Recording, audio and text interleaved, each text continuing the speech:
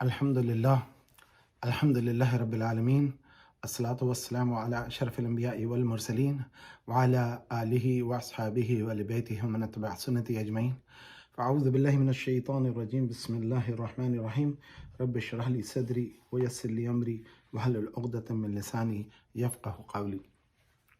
آج بفضل اللہ تعالی آج سورہ الانعام کی آیت نمبر 55 سے شروع کریں گے اور انشاءاللہ جہاں تک کہ ہو سکا ذکر ہوگا انشاءاللہ تقریباً 92 تک کے انشاءاللہ بیان ہوگا۔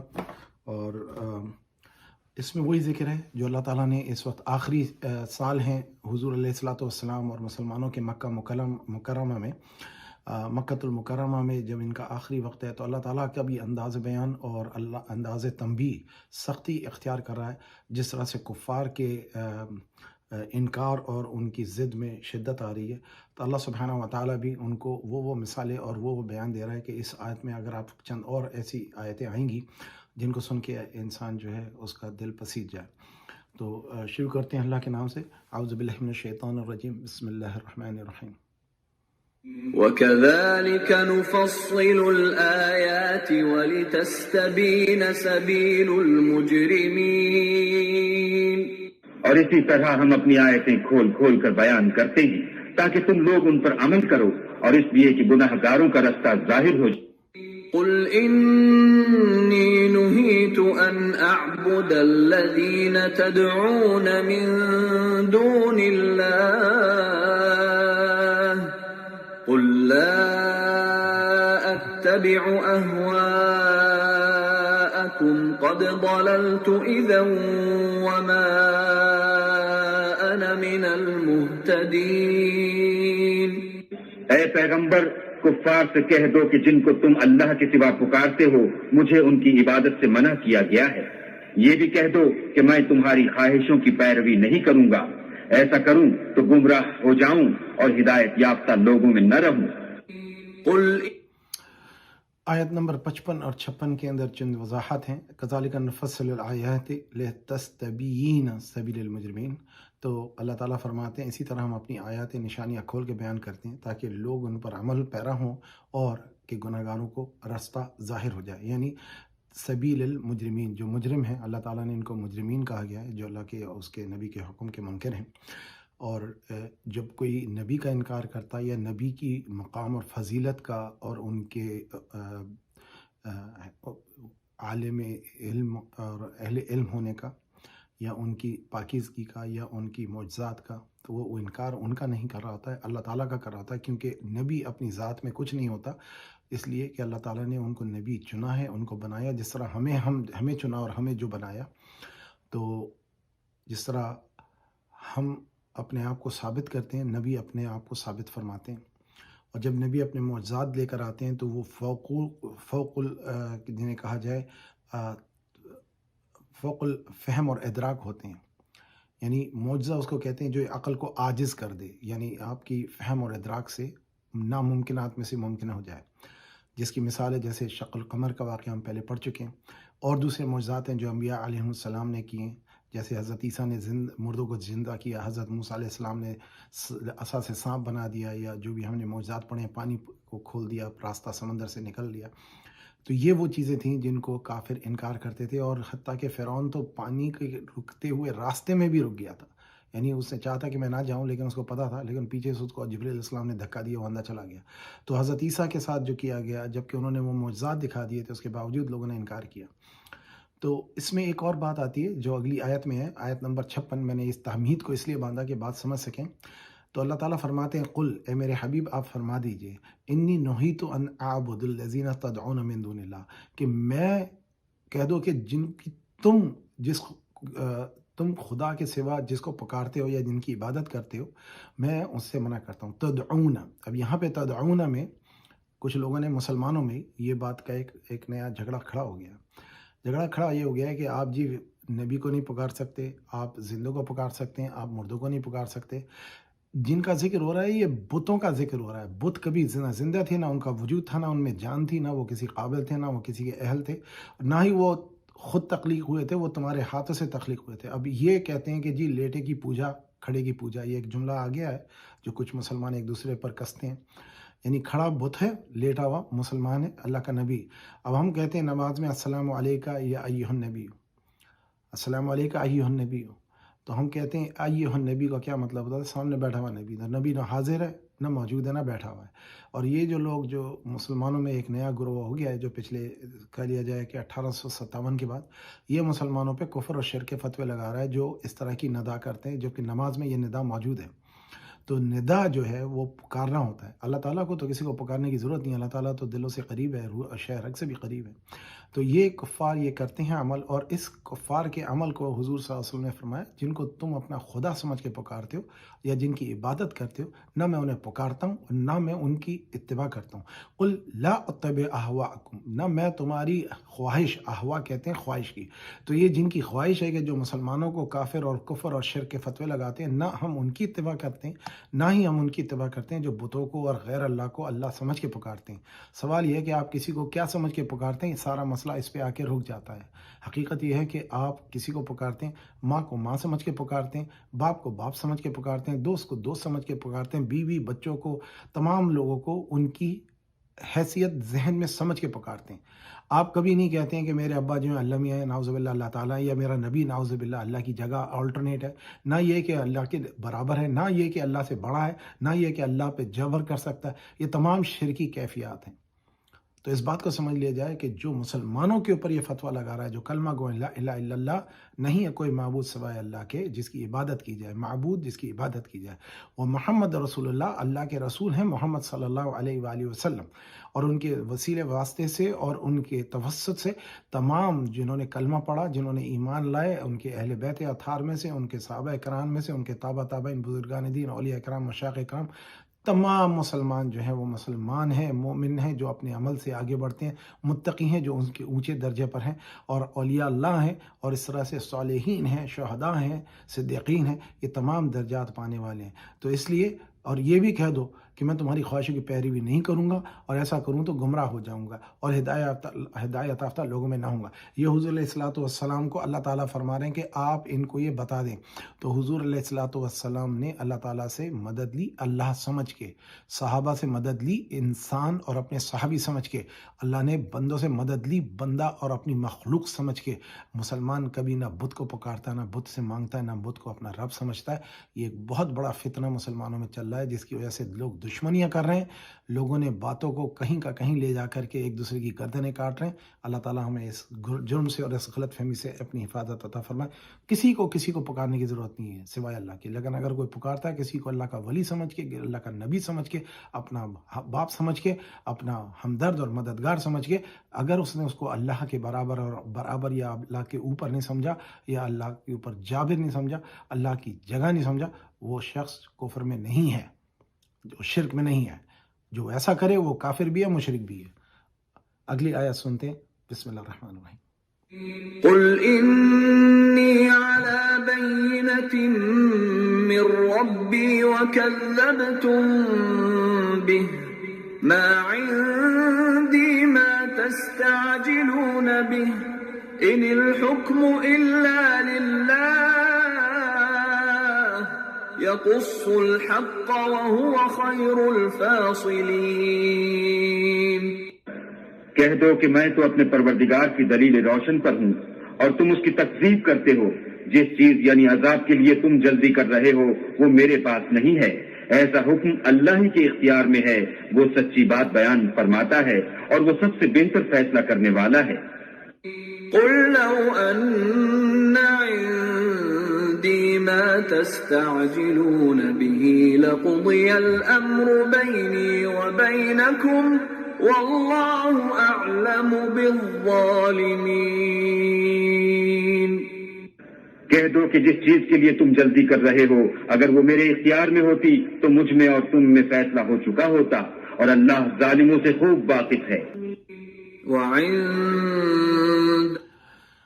آیت نمبر 58 میں اللہ سبحانہ تعالیٰ کے نبی علیہ الصلوۃ والسلام نے فرما دیا ہے کہ میرے اختیار میں نہیں ہے، میں جو بھی ہوں اپنے رب کے حکم سے ہوں، اور اگر کسی چیز کا اختیار ہے تو اللہ کے پاس ہے۔ اللہ کے پاس علم غیب بھی ہے، اور وہ علم ہے جو اللہ نے اپنے نبیوں کو بتایا. اور نبی کس کو کہتے ہیں؟ نبی اس کو کہتے ہیں جو نبا لائے. نبا کہتے ہیں خبر کو. خبر کون سی؟ وہ نہیں جو ہم اور آپ کہتے ہیں خبر، وہ جو غیب کی خبر ہے. تو نبی وہ ہے جو غیب کی خبر لا کے دیتا ہے، اس لیے اس کو نبی کہتے ہیں، کیونکہ وہ خبر ہر آدمی کے پاس نہیں ہوتی. غیب میں اللہ بھی آتا ہے، غیب میں فرشتے بھی آتے ہیں، غیب میں آخرت بھی آتی ہے، غیب میں قبر بھی آتی ہے، غیب میں جنت جہنم بھی آتے ہیں. یہ تمام یہ ایمان کا حصہ ہے، اور قدر بھی ہے اللہ تعالیٰ کی طرف سے. یہ تمام چیزیں، اور اللہ کے نبی کے پاس وہ علم ہے جو اللہ نے عطا کیا. اللہ تعالیٰ کا علم اپنا ذاتی ہے، اللہ تعالیٰ کی قدرت اپنی ذاتی ہے. اللہ نے جس کو جو اختیار دیا وہ اس سے آگے نہ بڑھ سکتا ہے نہ پیچھے ہٹ سکتا ہے. یہ اس بات کے لیے دلیل ہے. حضور نے فرما دیا کہ جس بات کی تم ضد کر رہے تھے، جلدی کر رہے تھے، اگر میرے بس میں ہوتا تو میں تو فیصلہ کر دیتا. لیکن اللہ تعالیٰ فیصلے کرنے میں، اللہ تعالیٰ حکیم ہے، اللہ تعالیٰ صبر فرمانے والے ہیں، اللہ تعالیٰ اپنا کرم فرمانے والے ہیں، بندوں پہ ظلم نہیں فرماتے. اور غیب کی کنجیاں اللہ کے پاس ہیں. اگلی آیت نمبر 59 میں اللہ تعالیٰ فرماتے ہیں وَعِندَهُ مَفَاتِحُ الْغَیْبِ، اور یہ بتا دو ان کو کہ غیب کی ساری کنجیاں اللہ کے پاس ہیں. لا يعلمها الا هو، نہیں کوئی جانتا سوائے اللہ کے. وَيَعْلَمُ مَا فِي الْبَرِّ وَالْبَحْرِ، اور وہی جانتا ہے جو کہ خشکی اور سمندر میں ہے. وَمَا تَقْسُطُ مِنْ وَرَقَةٍ إِلَّا يَعْلَمُهَا وَلَا حَبَّةٍ فِي ظُلُمَاتِ الْأَرْضِ وَلَا رَطْبٍ وَلَا يَابِسٍ إِلَّا فِي كِتَابٍ مُبِينٍ. یہ بہت بڑی آیت ہے. اس 59 آیت کو اگر سمجھے تو پوری کائنات کے خزانے اس میں چھپے ہوئے ہیں. اس میں اللہ تعالیٰ کی فضیلت بیان کی جا رہی ہے، جس کی ایک آیت یہ ہے کہ قرآن کی کہ اللہ تعالیٰ فرماتے ہیں سمندر سارے سیاہی بن جائیں اور قلم سارے درخت بن جائیں، اور اللہ کی صفات لکھنا چاہیں، اللہ تعالیٰ کے صفاتوں کی بیان کرنا چاہیں تو خشک ہو جائیں گے سمندر، اور قلم ٹوٹ جائیں گے، گھس جائیں گے، لیکن اللہ تعالیٰ کی صفات بیان نہیں کی جا سکی. تو یہ غیب کی کنجیاں اللہ سبحانہ و تعالیٰ کے پاس ہیں. حضور کے پاس صرف وہ ہے جو اللہ تعالیٰ نے عطا کیا، اور اسے زمین، خشکی اور جنگلوں اور دریاؤں کی اور سمندروں کی تہہ کے اندر کیا کیا ہے اس کا سارا علم اللہ کے پاس ہے. صرف وہ علم جو اللہ تعالیٰ اپنے بندوں کو دیتا ہے اپنے فضل سے، اپنے کرم سے، اپنی رضا سے، اپنی عطا سے، ان کی کوشش سے، ان کی محنت سے، وہی علم انسان کے پاس ہے. اس کے آگے اور پیچھے کوئی علم نہیں ہے، اور کوئی پتہ نہیں جھڑتا. یہ بتائیں وما تسقط کہتے ہیں کسی کو گر جانا یا ٹوٹ جانا یا کٹ جانا، من ورقۃ الا یعلمها، یعنی کہ کوئی پتا بھی کائنات میں ہلتا نہیں ہے یا گرتا نہیں ہے جو کہ اللہ کے علم سے دور ہو. ولا حبۃ فی ظلمات الارض ولا رطب ولا یابس، اور کوئی بیجا، اس کے اندر بہت بڑی پوری زوالوجی اس آیت کے اندر، اس ایک جملے کے اندر شامل ہے. ولا حبۃ فی ظلمات الارض، کوئی ایک دانہ بیجا جو ہم لگاتے ہیں درخت کا یا کسی پودے کا یا اناج کا یا پھل فروٹ کا، وہ زمین کے اندر ہم دفنا دیتے ہیں، اندھیرے میں ہوتا ہے. اللہ تعالیٰ اس درخت کے ایک بیج کے اندر اس کا سارا مستقبل اللہ کے علم ہے. یہ بیج نکلے گا، اس کے اندر بیج سے بہت سارے بیج لگاتے ہیں، کئی ایک تو اگتے بھی نہیں ہیں، جن کو اللہ تعالیٰ قدر کرتے ہیں وہ اگتے ہیں. پانی ایک ہوتا ہے، مٹی وہی ہوتی ہے، لیکن ہر بیج سے اس کا پھل نکلتا ہے، اس کا پودا نکلتا ہے، اس کا درخت نکلتا ہے، اس کا تناور پھل بنتا ہے، تناور درخت بن کر کے اس کا پھل بنتا ہے.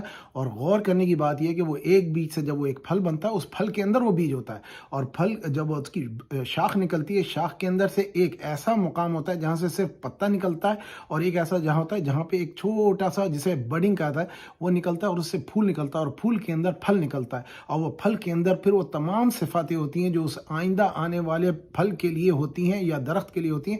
یعنی آپ دیکھیں سیب کا پھل کھائیں، نارنجی کھائیں، سنترا کھائیں، امرود کھائیں، ان میں بیجا ہوتا ہے. بیجا اپنی جگہ پہ رہتا ہے. آپ پھل کھا لیتے ہیں، بیجے کو زمین میں گاڑ دیتے ہیں، اس سے اتنے بیجے ہوتے ہیں. سیب میں 2 ہی بیجے ہوتے ہیں، سنترے میں 2 ہی بیجے ہوتے ہیں، جبکہ امرود میں کئی بیجے ہوتے ہیں. اور انار پورا بیجوں کا ہی پھل ہوتا ہے، اس کے بیجوں کے اوپر سب لگا ہوا ہوتا ہے. اور اس پھل کو جب نکلتا ہے، اس کی ایک خوبی ہوتی ہے، اس میں مٹھاس ہوتی ہے، ہر ایک میں ایک ترشی ہوتی ہے، ایک اس کی مٹھاس کا ایک وقت ہوتا ہے.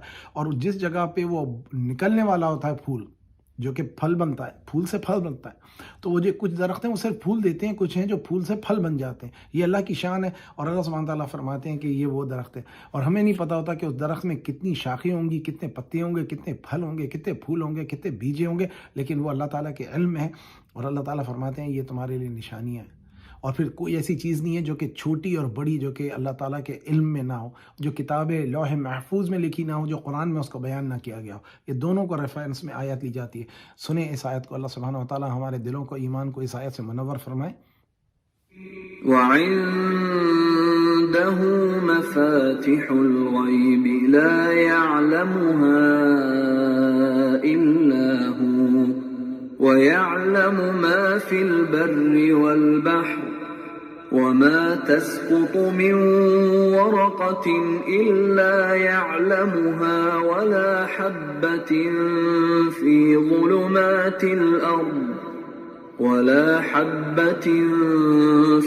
ظلمات الأرض ولا رطب ولا يابس إلا في كتاب مبين.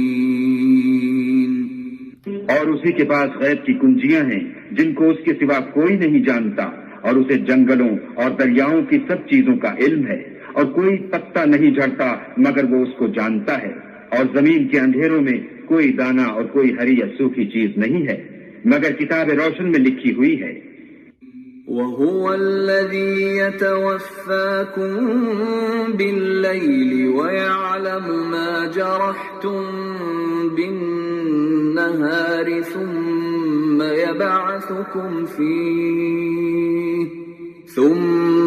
يبعثكم فيه ليقضى أجل مسمى ثم إليه مرجعكم ثم ينبئكم بما كنتم تعملون. اور وہی تو ہے جو رات کو سونے کی حالت میں تمہاری روح قبض کر لیتا ہے، اور جو کچھ تم دن میں کرتے ہو اس سے خبر رکھتا ہے، پھر تمہیں دن کو اٹھا دیتا ہے تاکہ یہی سلسلہ جاری رکھ کر زندگی کی مدت معین پوری کر دی جائے. پھر تم سب کو اسی کی طرف لوٹ کر جانا ہے. اس روز وہ تم کو تمہارے عمل جو تم کرتے رہتے ہو ایک ایک کر کے بتائے گا. وهو القاهر فوق عباده ويرسل عليكم حفظة حتى إذا جاء أحدكم الموت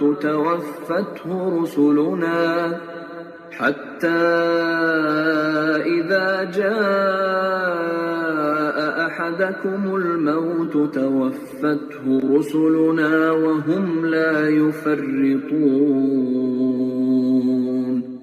اور وہ اپنے بندوں پر غالب ہے اور تم پر نگہبان مقرر کیے رکھتا ہے، یہاں تک کہ جب تم میں سے کسی کی موت آتی ہے تو ہمارے فرشتے اس کی روح قبض کر لیتے ہیں اور کسی طرح کی کوتاہی نہیں کرتے. ثم ردوا إلى الله مولاهم الحق ألا له الحكم وهو أسرع الحاسبين. پھر قیامت کے دن تمام لوگ اپنے مالک برحق خدا تعالیٰ کے پاس واپس بلائے جائیں گے. سن لو کہ حکم اسی کا ہے اور وہ نہایت جلد حساب لینے والا ہے. ان 3 آیات میں اللہ سبحانہ تعالیٰ نے چند اور بہت ساری باتیں کی وضاحت فرمائی ہے جن کو سمجھنا اور جن کو ادراک کرنا بہت ضروری ہے. آیت نمبر 60 میں اللہ سبحانہ تعالیٰ فرماتے ہیں هو الذی یتوفاکم باللیل، یعنی ہر رات ہر انسان کو اللہ تعالیٰ موت دے دیتا ہے. یہ ایک موت کی کیفیت ہے. جب ہم سو جاتے ہیں ہماری آنکھیں بند ہوتی ہیں، ہم زندہ سمجھے جاتے ہیں لیکن ہم موت کی حالت میں ہوتے ہیں. وما جرحتم بالنہار، اور وہ یہ بھی جانتا ہے کہ جب صبح ہوتی ہے تو وہ تم کو دوبارہ زندہ بھی کر دیتا ہے، اور تم کرتے ہو وہ بھی اس کا مالک ہے، وہ جانتا ہے. اس کی کیفیت ایسی ہے کہ انسان جو ہے 2 دفعہ اندھیروں میں آتا ہے. ایک اپنی ماں کے پیٹ میں جب وہ پیدائش سے پہلے ٹیمپریری ہوتا ہے، پھر اس کے بعد زمین کے پیٹ میں جو کہ ایک ماں کی کیفیت ہے، دونوں اندھیروں میں رہتا ہے اور قیامت تک کے اس میں رہے گا. دوسری بات جو سمجھنے کی ہے وہ یہ ہے کہ جب انسان کا حمل ٹھہرتا ہے تو جب بچہ 4 مہینے 10 دن کا ہوتا ہے، اس کی زندگی ہوتی ہے، وہ بڑھ رہا ہوتا ہے، جسم اس کا بن رہا ہوتا ہے، اس کے اعضاء جسم کے بن رہے ہوتے ہیں 4 مہینے 10 دن، لیکن روح نہیں ہوتی. تو زندگی اس وقت بھی ہوتی ہے، اور پھر 4 مہینے 10 دن میں فرشتہ اللہ تعالیٰ کا آتا ہے اور روح ڈالتا ہے. اب روح جو ہے وہ سوار ہے جسم کی، اور وہ اس کو جسم کو سمجھاتی ہے کہ کہاں کرنا ہے، کیا کرنا ہے، شعور آتا ہے اس میں. اور جسم کی نشو و نما ہوتی ہے تو اس کے ساتھ روح جو ہے اس کے ساتھ اس کو کام میں استعمال کرتی ہے. اس کے بعد جب ہم سوتے ہیں تو وہی روح جب ہمارے جسم سے نکل جاتی ہے زندگی رہتی ہے. تو ہر رات کو ہم یہ تجربہ محسوس کرتے ہیں. ہم یعنی کہ زندہ تھے روح کے بغیر ماں کے پیٹ میں 4 مہینے 10 دن. 4 مہینے 10 دن کے بعد جو حضور علیہ الصلوۃ والسلام کی حدیث کے مطابق روح فرشتہ لا کر کے بندے کے پھونکتا ہے جسم میں، اور وہ روح کے بعد وہ بچہ جو ہے وہ تیار ہو جاتا ہے پیدائش کے لیے. اور ہر رات ہر انسان جب بھی سوتا ہے جب بھی انسان سوتا ہے روح اس کی چلی جاتی ہے لیکن وہ زندہ رہتا ہے، اس کا تعلق جسم میں رہتا ہے. پھر جب مر جاتا ہے تو قبر میں بھی روح سے اس کا تعلق رہتا ہے اور اس کو خبریں ہوتی ہیں جس کے حدیث سے واضح ہوا ہے. کچھ لوگ اس کے منکر ہیں، اللہ تعالیٰ ان کو ہدایت دے. اور اس معاملے میں ایک بات اور سمجھنے کی ہے کہ جسم کا مٹی ہو جانے کے باوجود بھی روح سے اس ذرہ سے تعلق رہتا ہے. یہ ہمارا ایمان ہے، عقیدہ ہے. اور اسی لیے لوگ اعلیٰ علیین میں اور سجین میں ہوتے ہیں، یعنی روح کا مسکن مرنے کے بعد ایک تو جگہ علیین جو کہ جنت ہے اور جو کہ اعلیٰ مقام ہے سجین یعنی کہ جیل. تو کافروں کو سجین میں رکھا جاتا ہے، مومنین کو اس میں وہاں پہ علیین میں رکھا جاتا ہے.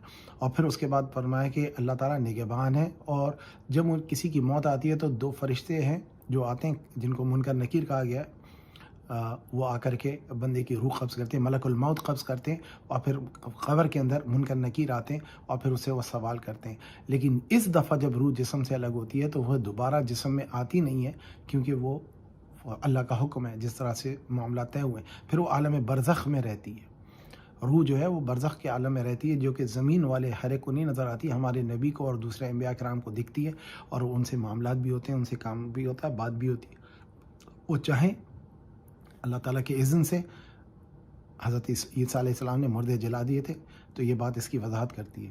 تو یہ بات سمجھنے کی ہے کہ انبیاء علیہ السلام خاص بندے ہیں اللہ کے، ان کے خاص مقامات ہیں اور ان کا خاص درجہ ہے.